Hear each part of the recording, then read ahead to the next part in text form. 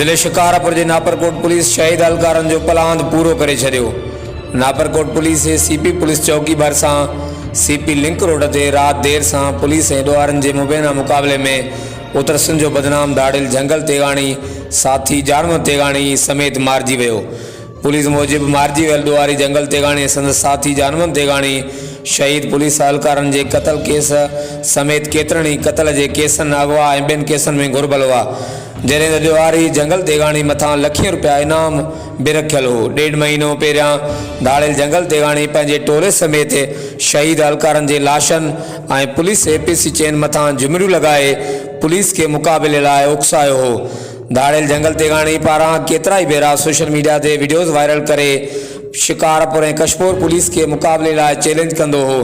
इलाके के ज़रियन मां मिल जाण मूजिब दाड़िल जंगल तेगाणी पंहिंजे 5 साथियुनि सां असलियो साण करे नापरकोट के पुलिस चौकी मथा हमलो करण अची रहियो हो त इतलाह ते अॻु ई वेठल नापरकोट पुलिस ऐं ॾोहारनि में फायरिंग की ॾेवट शुरू थी वई। फायरिंग के नतीजे में 2 ॾोहारी थॾे ते मारिजी विया। इतलाह ते SSP शिकारपुर तनवीर हुसैन तुनियो पुलिस अटाला साण करे वाक़े वारे हंधि पहुतो।